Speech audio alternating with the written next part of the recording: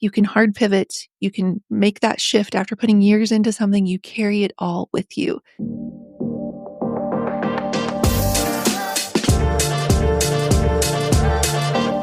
Welcome back. Today on Smart Girl Summer, I'm sitting down with the brilliant and wonderful Mary Marantz. From Yale Law School to running a photography business to becoming a best-selling author, Mary's story is anything but predictable. We're talking about the power of pivoting, building a meaningful business, and rewriting your story with purpose. Okay, let's dive in to this Smart Girl Summer special with Mary Marantz.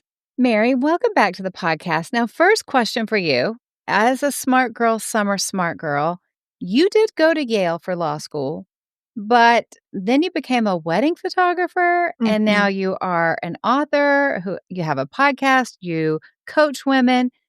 What did this look like? How did this happen? What is your journey here? Yeah, I always like to tell people that's a really expensive way to become a wedding photographer, to go to Yale Law School. You don't have to do that to become a wedding photographer, it turns out. Like you mentioned, I was born and raised in a single-wide trailer in rural West Virginia, 0 to 18, in this very much like tin can of a trailer. I always like to kind of clarify that because, like, sometimes people can have a picture in their head of like a nice double wide with like a permanent foundation, and that it's just not what we were dealing with here. This was like every image you can think of like a dilapidated trailer. It's like a tin can. That's what it was. And, we had like the trucks up on cinder blocks in the yard and like the stray dogs. My dad's a logger, like very much kind of like a cliche in some sense, West Virginia story, which made writing my first book, Dirt, a bit challenging because people in Appalachia get frustrated for always being painted as that picture. And it's like, well, how do you do that if that is your story? And it does check all those boxes. To kind of pull people in and tell them what they think they know about an area so you can tell them what they need to know about an area. And so I feel like in a lot of ways, Allie, I've been sort of the queen of the pivot, which always makes me think of Ross Geller, pivot, where I spent my whole life. I didn't even think I could go to college, honestly. I truly, like, this is not hyperbole. I thought I was going to fail out of college because my undergrad, West Virginia University, had 22,000 students. And my whole town, if you brought everybody down from the mountains, had 2,000. And so I believed, this is probably for somebody listening, I believed that there's direct correlation where if you start small, you stay small. Mm-hmm. And I thought I would be like number 22,001 in undergrad. And so I went to college and was so afraid of failing that I kind of stumbled into success. I was running so hard from failure that I stumbled into success. And then I go on, to Yale Law School. We can talk for a long time about just like the imposter syndrome that showed up there. And I met my husband, Justin, the summer after my first year and started helping him with like the contracts. Our third date, I told him he had to like fix his contract and change his pricing. It was a really hot third date. I started helping for like my second and third year of law school with the photography business. And when I graduated, I had law firm offers in London, in New York, 6-figure law firm offers. We turned down to start a photography business with no money to our name and not a clue what we were doing. So pivot. And then we build that from the ground up to like the top of the top of the top of our industry, all of the dreams we had for it. And just at the pinnacle of that, I hard pivot again into signing, with my publisher, signed for 5 books actually. So I'm going to be doing that for a while. This is number 3. And, I wrote a post recently that I think is probably for somebody listening too. And I said, I went all the way to Yale Law School only to become a photographer. I built my photography business for 15 years only to become an author. None of it is wasted. You can hard pivot. You can, make that shift after putting years into something. You carry it all with you. And I use my law degree every day as both an author and as a photographer. So if you feel like you have that kind of sunk cost fallacy of I've already put too much into this, like that is a lie. And it is okay to take what you have done and honor it for the season it was and use it as you move forward. That's one of the beautiful things about the online space that we find ourselves in. When I first fell in love with the power of the internet, way back in the early days of 2007, I remember going, I can learn anything I want to learn. I can build anything I want to build. I don't have to get anyone's permission. It doesn't really cost much at all. It's not like I have to go get a loan from a bank and get permission to have a business. And it does allow us to pivot. It allows us to live so many different professional lives. But just like you say, everything builds on itself. I think we sometimes have this feeling of, well, I went to college to study this, or my career has been doing this. But in my heart, I want to do something completely different. And it's so scary to step out there. I mean, loans from Yale Law School can't be inexpensive. They are Like, not.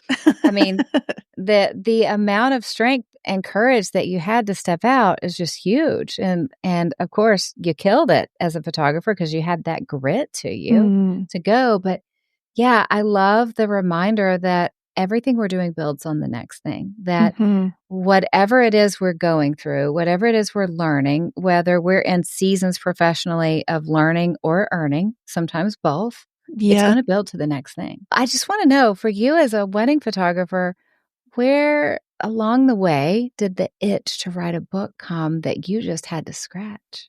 Yeah, honestly, for me, I've known I wanted to write a book since I was 5 years old, Mm, and I think a lot of it there's a part in this new book where I joke, like, if my life had a GPS coordinate, it would have been the Chicks song, "The Long Way Around." mhm, Where I'm still trying to unpack to this day whether it was me procrastinating on the dream, the real dream, or whether it was sort of the necessary refining preparation work that needed to happen mhm, in my life. And I think it's a little bit of both. I think it can be a both and.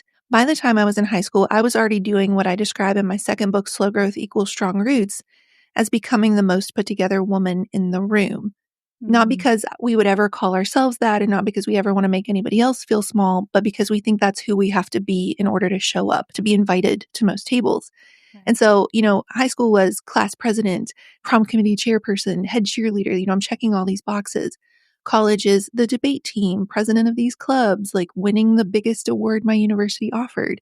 And so law school became another way for me to be this golden child, this like, look at the golden girl, not like the cool, B. Arthur kind or the Betty White kind, but the like, I need to keep doing like these greater and greater achievements to feel the same amount of good because I've Mhm. become numb to them. And I go from a single wide trailer and get into the number one law school in the country, and it doesn't make me feel like I have scratched the itch. And, there's this moment in Dirt where I say, what if success is where the real trouble begins? What if we get everything we ever wanted and still feel like a walking, waking imposter? Our thin epidermis screaming, every raw nerve on full display. What could you possibly still want? I've given you everything you ever asked for. And so that kind of kicks off this like, well, like, how do I stop defining Mary without there being a goal attached to it or an accolade or an achievement? And that's been a decade long work in progress. Oh, yeah, and it's probably correct me if I'm wrong, it's probably something to some degree you will be managing for the rest of your life, 100%. because when it's in our DNA, it's in our DNA, that's how we see the world, and Yeah. we're always changing, but it's who we are. I mean, the thread through all of my books is I'm always wrestling with God going, "Can I trust you?" I write whole books about it. Wow. I tell Yeah. stories. And that thread will be in every book I ever write the rest of my life because that's how I see the world. I think that books are so wonderful when authors are so honest about, Mhm. like, this is my handicap. This Yeah. is the way I see the world, but this is how I'm managing it. Your new book is so great, Underestimated. Yes. Talk about Recover. how you are learning to show up and not from a place of striving to prove that you're enough. Talk about how this documents this part of your journey and Underestimated.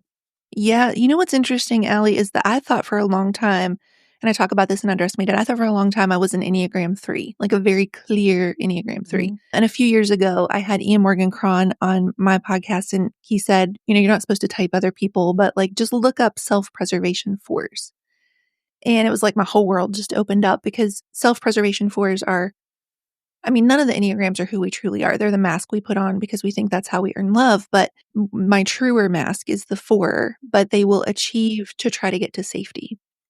And so I think you're 100% right. I will wear that mask forever because I think achievements equal safety and the good life. And like, my story only matters if it turns out really successfully.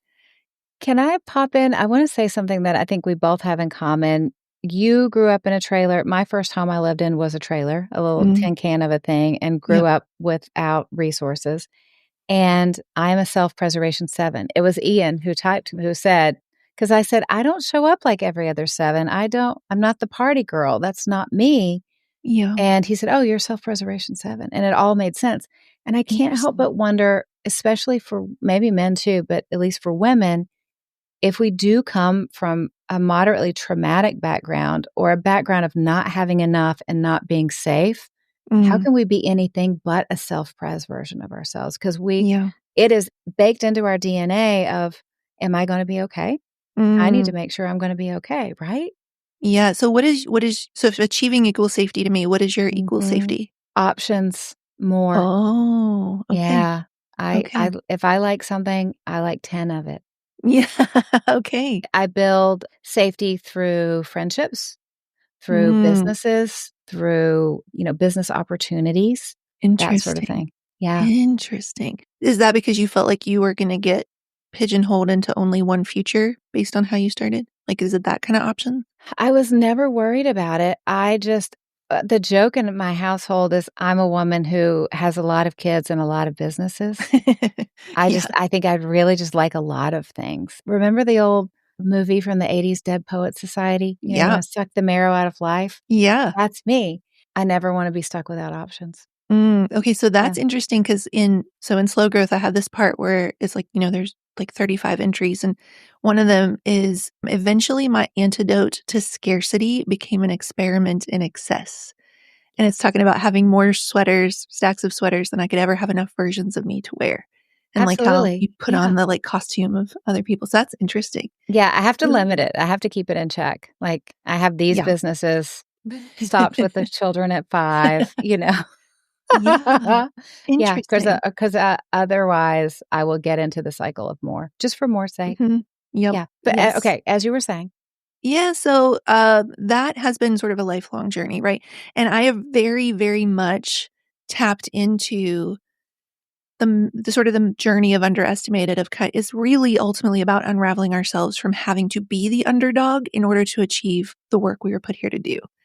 Because I have, saddled that bad boy up and ridden it as far as it would go.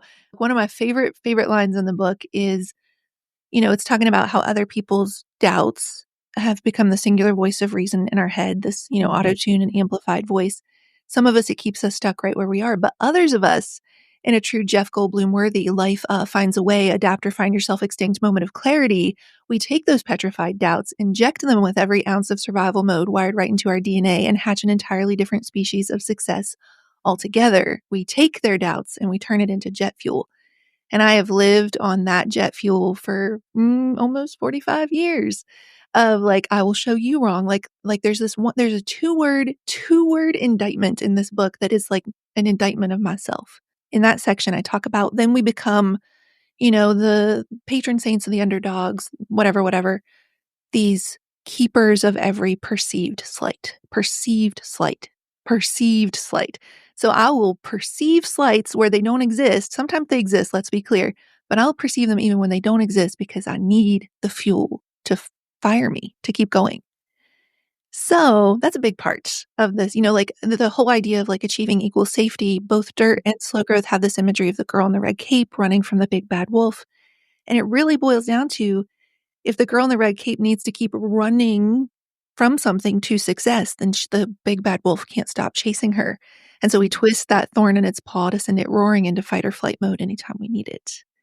So that's the work of my life in this book is how do we stop doing that and still do the work we were put here to do? I Yeah. love it. Before I started writing books, I thought that when someone wrote a book about a topic, it meant that they had nailed it. Not that, "Oh, this is this thing I've been spending 2 years working on, and I'm still kinda working on it too." That's And right. it's so refreshing to know that no one has all the answers. We just have a Mm-mm. journey, and we can share our journeys to help other people.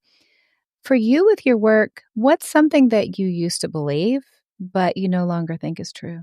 The biggest one for me is that there will come some moment of external approval, validation, acceptance, belonging, this like proverbial tap on the forehead, tap on the shoulder, tap to like that post by somebody with the influence.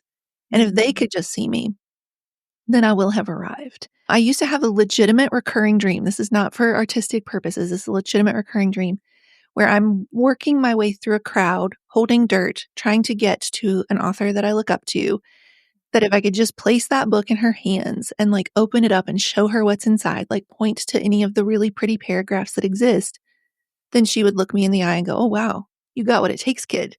You are gonna go far." And it would be like this moment of permission, really, is what I think it boils down to. And it's so fascinating to me. I love movies. There's a lot of movie quotes in this book. I speak fluent movie quote, and every year I watch the Oscars, and inevitably, multiple times, but at least once, there's somebody at this is their Oscar moment, this lifetime work reaching a pinnacle of achievement. And we look at them as like the celebrity superstar that we see them as. And they're up there giving that talk and they look into the crowd and they have this total fangirl or fanboy moment. Like, Han Solo is looking at me right now. I can't give this speech. And it's just so fascinating. I think it's such a human thing we never quite let go of, is like, or they'll say in their speech, they'll tell a story of like when a director or a fellow actor told them Mhm. or knew their name even, then they're like, okay, I've made it. And I just think we're all chasing this made it moment. And so many times that moment is dependent on how other people see us. And so I no longer believe that's true. I no longer believe that someone else is going to be the make or break in the work that I'm doing. And I'll tell you, one of the things that helped me do that is I've had some really big names share my work, and it was like fine for a day. It was great for a day. Mhm. And the very next day I went back to doubting myself and, starting back at zero. And it didn't actually change my life the way I thought it would. Yeah, that's a great point. I love what you said about Oscars too. There's the movie that I loved last year that not enough people saw was The Fall Guy. Did you see The Fall Guy? Yes, Okay, of love The Fall course. Guy. Yeah. Justice for Fall Guy, such a good movie. And Ryan Gosling tells a story about being somewhere in LA or a set, who knows where. And Steven Spielberg starts walking past him. And he's like, oh my gosh, Steven Spielberg, what? And like he saw an early copy of The Fall Guy. He goes, Fall Guy's great. Great job with that. And Ryan was like, oh, he Yeah, knows who I am. And right. he liked my movie. Yeah, And I mean, how amazing is it? We never outgrow looking for approval from people that yeah. we think they know what they're doing. I Yeah, love but, that. the thing that I hold in that moment is, like, we have to become people who, like, can, like, soak that moment in and celebrate it and, like, jump up and down, and Justin and I, my husband, we have a really funny, we call it our happy dance, and it's basically the dance they do in the Charlie Brown Christmas movie, where they're kinda, like, doing this. But we also have to be able to do the flip side, like, if Spielberg had looked right through him or overlooked him, and I've spent a lot of my life feeling that way. I'm not the loudest person in the room, I'm not the most boisterous, boastful, center of attention kind of person in the room, and so usually if I'm in a cocktail hour situation, I'm, like, the last person anybody would think they need to go rub elbows with. When I wrote a post recently that was like, "Don't sit me at the cool kids table, the conversations are all the same, like, put me in the corner, plant me like a wallflower," I guarantee you that's the most interesting person in the room. We have to be able to get to that place where if Spielberg walks right past us or says, "I didn't like Fall Guy," that Mhm. what was that? That we have enough, confidence that we're doing exactly what we're meant to do, that it doesn't shake us. I'm switching career paths a little bit here. I'm pivoting within the pivot where this new book is not specifically a Christian book. It's not a Christian book. My first two Mhm. were. And I've gotten a lot of questions about that. So I have had to trust that I'm actually doing exactly what God's asking me to do by not writing this book as a Christian book, because I've always felt really called to speak to people who feel a little more on the outside of Yeah. faith. Yeah. So we just sort of have to get to that place where other people's praise or criticism does not break us. That makes sense. Say someone had a dream. They have the dream of being an author. It's an itch they want to scratch. What's a common mistake people make in the industry, and how can they avoid it? Oh, I can think of a lot of them. Let me try to pick the best, most urgent one. I mean, the first answer we're just going to say is a totally practical one, is that unfortunately platform is a big part of this That's terrible. work.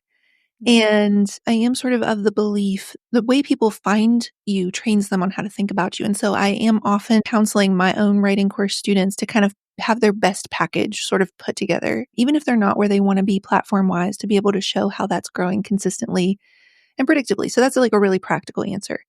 More important than that, though, is I think a lot of people never get around to writing their book, myself included. Wanted to write a book since I was 5. Dirt came out when I was 40. So a little bit of overthinking there in the middle. I am not making this up, Allie. It is not hyperbole. I genuinely thought the way you had to write a book was that you sat down and you wrote it start to finish. You just somehow knew. where all the pieces go. And you had to turn in the whole thing. And then the publisher would either say yes or no. And if they said no, that was it. That was that was Eminem style, your one shot. Do not miss your chance to blow. And then I get into the process and it's like, oh, you actually get to do drafts and drafts and drafts of this, as many drafts as it takes. And you get to, learn from it and pivot and make it better, move forward this time with better information. And so I think most people don't do it because they are under the same belief I was in one form or another, that if it's not perfect the very first time, then it's disqualified. So that's what I would say. That's so good. Now, in terms of platform does matter. We all hate it. It Yeah, is just, that's right. it is business. What's working for you right now? What are some of your best platform growing tips that you're teaching your students? I have an achiever quiz, and it's the 5 different achiever types born in my book, Slow Growth, but they are all carried over into Underestimated, where they get tripped up playing small and how they move forward. And the quiz really works because it moves beyond that, like, it feels like a huge ask. It's actually like a fun thing to do, right? This taps into like millennials who love their BuzzFeed quizzes to take during lunch. And then one of the things that's really working about my quiz in particular is just how deep the results go and how seen people feel in them. And so when I'm kind of coaching people, I'm talking through like building that quiz around an actual matrix of questions you're asking about those resulting types to make sure that you're speaking right to the need of what they have. So the performer, for example, in my quiz, they are driven both by showing themselves how far they've come and other people. Whereas like the tightrope walker doesn't care about other people. They just do it for themselves to make themselves proud. So it's really kind of getting into the head of those avatars and providing really valuable information once they get the results. But the quiz is converting like crazy. Yeah, for me, my best thing in terms of email is my superpower quiz. People just, they love it and they love it. What about social media? What's working best for you on social? Ha ha ha. Ha ha ha. We all have to just take a moment and laugh because we will cry if we don't laugh. Social media is rough right now, I would say, generally speaking, and that's pretty much true of everybody I talk to. That being said, the things that do actually break through whatever the algorithm is doing right now, I was thinking about this morning. I feel like it's a bigger metaphor for my life right now, is the stuff that works for me is when other people are coming along and they're sharing the posts. Almost feels to me like my reach alone is not doing anything. And like, it's like I'm shouting into a hurricane or a pillow or a marshmallow or whatever. And then other people come along and they share it and then it gets seen a lot. And I mean, like, I don't know if I've actually made Mark Zuckerberg mad at me or what. But anyway, the metaphor for this is like kind of like the metaphor for launching this entire book, which is I was on a podcast last week and they said, what's the next courageous thing you're going to do? And I was like, I'm going to ask for help. And that answer actually shocked me when it stumbled out of my mouth, because the truth is I am a very stoic, person by nature. Appalachians are famously prideful and stoic, and we don't want to be in a position of asking anybody for help. And so it actually feels like a really scary, brave thing to be like, hey, can I send you this book? Hey, I actually really believe in this book. Like, let me know if you have any spots on your show coming up. But when you believe in the purpose and you believe in the work enough, you'll do the thing that feels really scary and uncomfortable and you don't like it all. And so anyway, that's kind of how social media is right now, is when people share it, that's when it breaks through whatever's happening over there. That makes sense. Now you have a wonderful podcast. What are some counterintuitive insights to help you get podcast growth? What does that look like for you? Oof, okay. Do not only chase the big guests. Here's how it works for me. This is what I see. When we get really, really, really big, exciting guests, it excites the people who are already listening to my show. But those guests are so big that oftentimes you won't see them share the episode the way that other people would. You won't see them sometimes share it at all, and if they do share it, they're just sort of resharing my story and it's not linked up or whatever. When I have a really healthy balance, which I would say is like, really, really, really big guests are like 20%. I'm making that number up on the spot. I'd actually have to like look at the math to see, but say 20 to 25%. And then the other ones are just like people who I really love what they're teaching. I really love how they're showing up. I really know we're going to have a great conversation. They seem like the real deal. It feels like it's going to be a smart conversation to me. They are the ones who end up sharing it. And that's when we grow. So it does seem counterintuitive, but a huge platform does not equal the most downloads. Yeah, I would agree with that. And we also have the issue of a big guest tends to be on every show. Yeah. Which can water things down a little bit. Right. Love that. So, if you had to start over tomorrow without any connections, Ooh. what's the first thing you would do? If I had to start over tomorrow, I mean, the most practical answer that's coming to mind right now is there's this funny thing in politics. I'm not going to talk politics, don't get worried, that says it's the economy, stupid. I think Carville famously said it to Yeah. Clinton, and it was on like a post-it the entire time Clinton was running for reelection. And for me, the E in that statement has become it's the email list. Yes. It and then I actually took it a layer deeper and I made that it's the evergreen stupid. And so what I mean by that is actually building out, sort of funnels and workflows where the funnel itself can become self-funding so that, we're selling a tripwire product for $25, selling a couple of them that then fund that day's ad budget so that I can be growing the list without going broke in the process. And I think I would have gone all in on email lists right from the beginning rather than sort of chasing every shiny object. Gosh, we built Facebook up to 50,000 people back in the day when you could actually 50,000 people could see it, and then it was like Mhm. a switch got flipped and the faucet just got turned off. So it's like, I don't know, in the one way it's kind of a boring answer because I feel like everybody talks about the email list, but there's like a difference Most between talking important and doing, thing. you know? Yeah. So I think I would have actually really gone all in on that because the truth of the matter is going back to my earlier point, it is true that you need other people's help and that, people to come along and like amplify the message and to sort of like share their audiences with you. And I'm so grateful for that every single second. And also, nobody's going to buy from you like the people who have been with you for a while. Like, it is one thing for your people to meet me for the very first time and go, oh, she seemed legit. She seemed genuine. She seemed like the real deal. Maybe I'll start paying attention to her. But I mean, whether or not they're gonna, immediately buy the book or not, that remains to be seen. Buy the book, it's really good.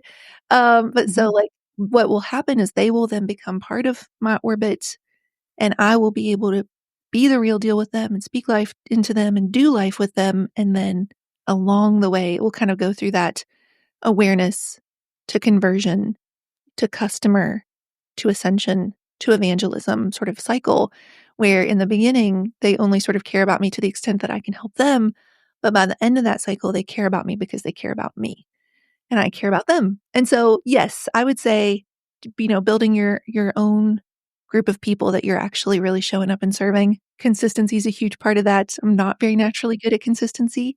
I'm very all or nothing. I talk about that in the book. Like I expect excellence enough to be all that matters.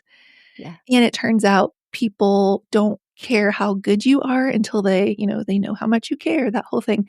I would work on consistency and I would work on my email list. So good. Now, have you ever had a product that ended up being a dud?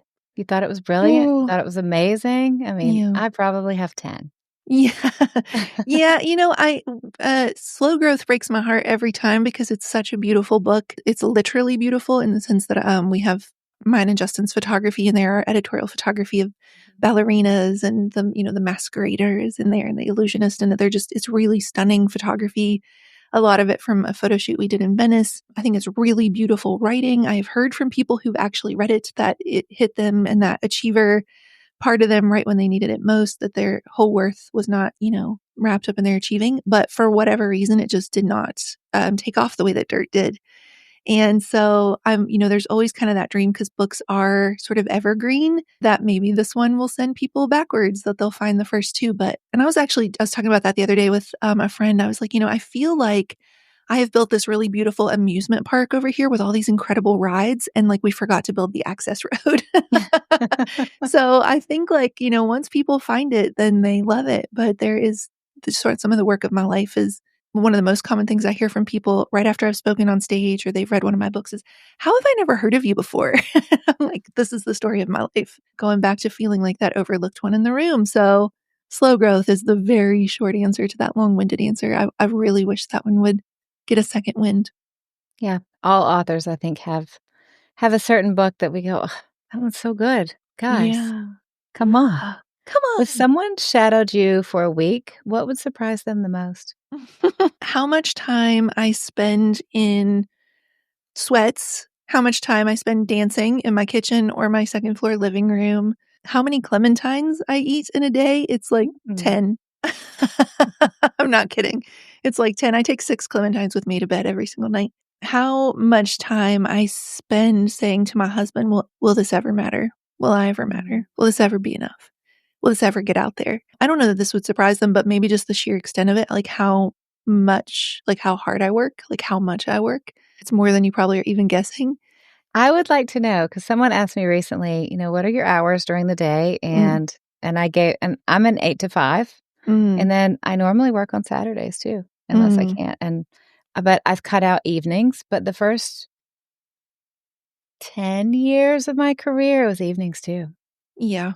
In a book launch season, which I am in, it's 7 a.m. to 8:30 p.m., sometimes Wow, 9. that's impressive. And right now it is unfortunately both days on the weekend. I am trying Yeah. to have pockets of really intense, because 'cause I'm a huge introvert. Mhm. So really intense, like, recovery time and solitude, but they almost have to be like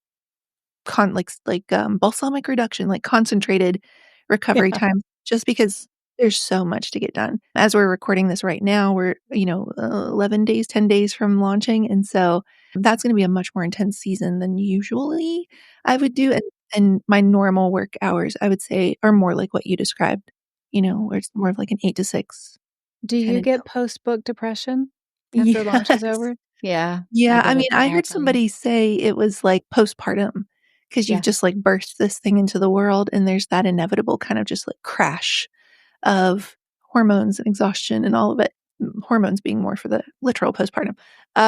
But yes, it for sure is true, and I burned out to a scary level after Slow Growth, because Dirt came out in September of 2020 and Slow Growth came out in April of 2022, so only a year and a half. Wow. And Yeah. it was too close. Too Yeah. close, too fast, too much. And I just got, like, 2 scary levels of burnout where it just was, like, kind of dark place, dark thoughts. And I was like, "Oh, okay, we cannot do that anymore if I'm gonna do this for any kind of long haul, Mhm. career."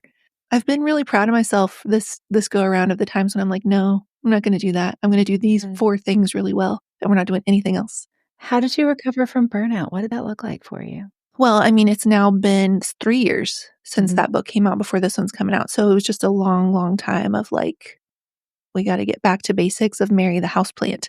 I need sunlight, I need water, I need kind words, and I need to feel like a human and not just this, like sometimes on my worst days, I sort of I'm like, "Everybody wants me to be this foaming at the mouth workhorse where they can just, whip the saddle or whatever, and I'll always perform." And in Slow Growth, there's a part about, like, being, like, curled up in the fetal position on the floor, like, why is it okay? Your candle burning down from both ends to the middle, why is it okay for everybody else to burn out but you?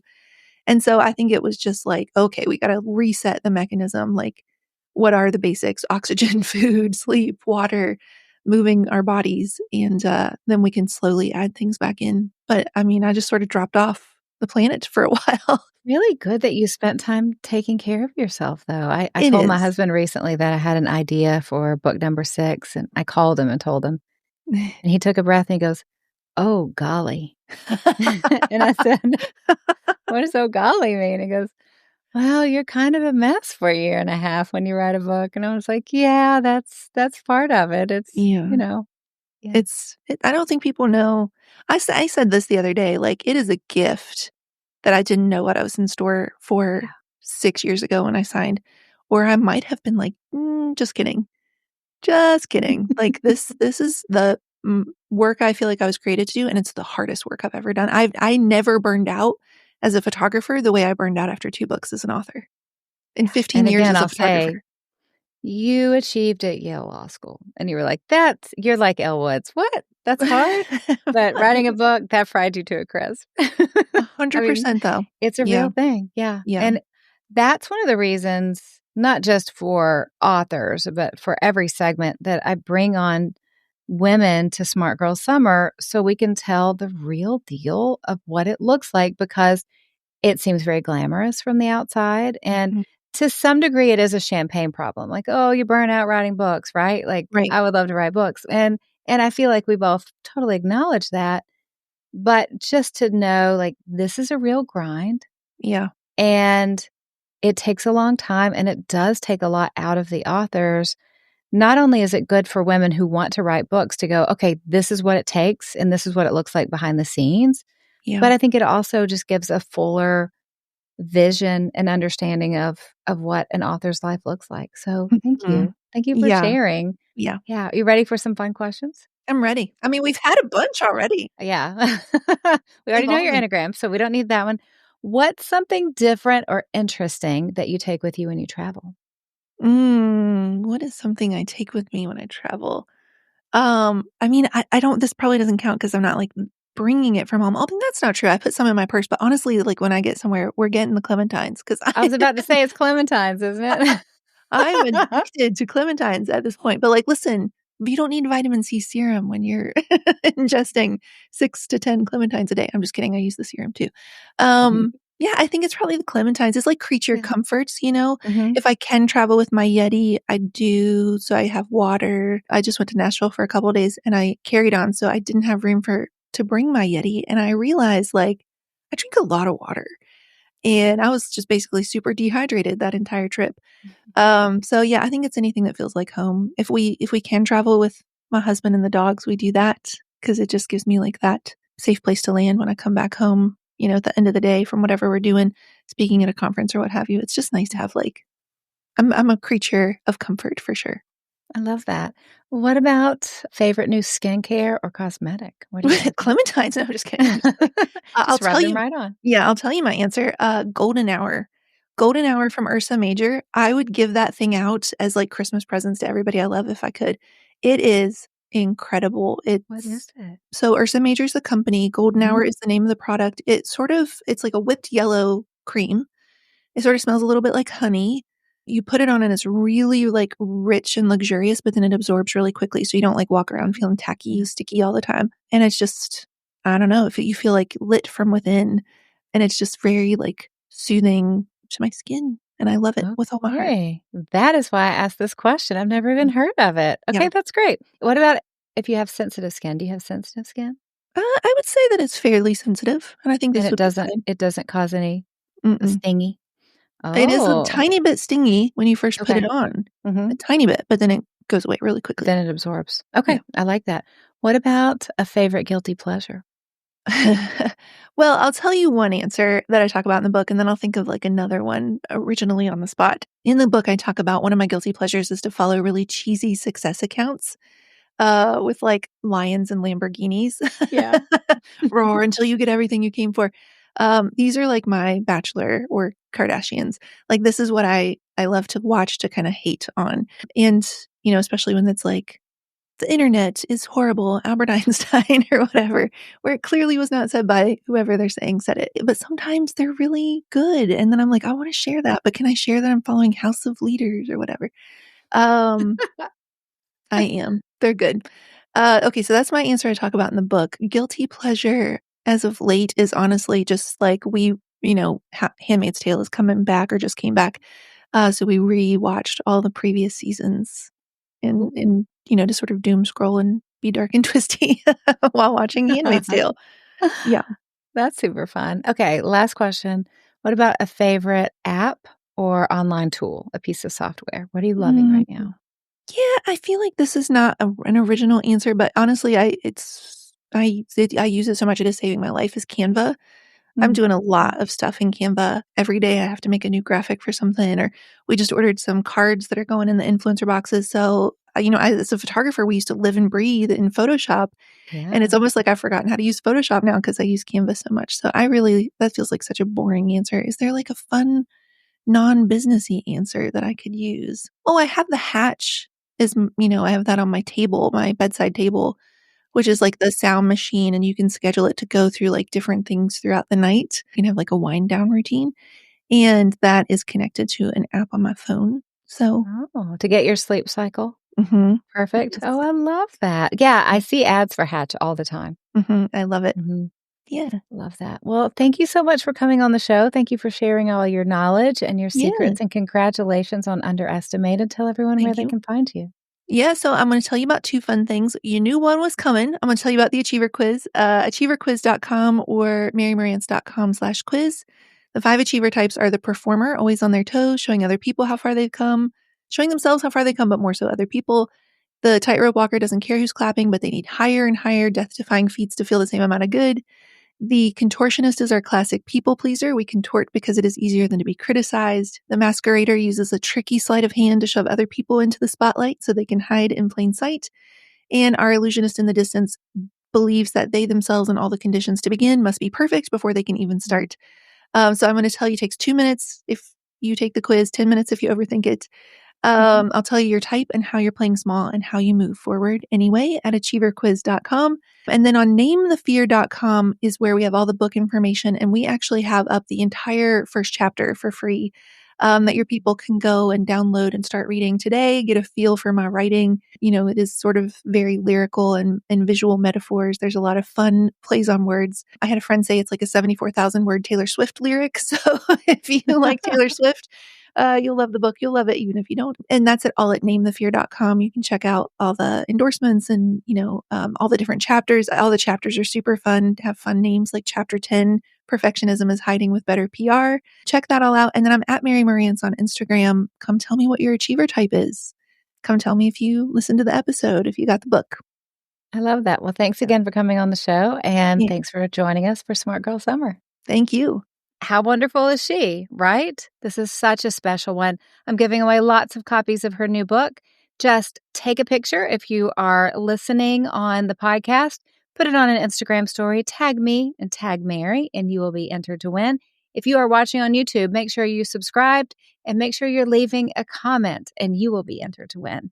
And as always, I'm so grateful that we spend this time together. Thank you for joining me for Smart Girl Summer. Thank you for making this investment in yourself.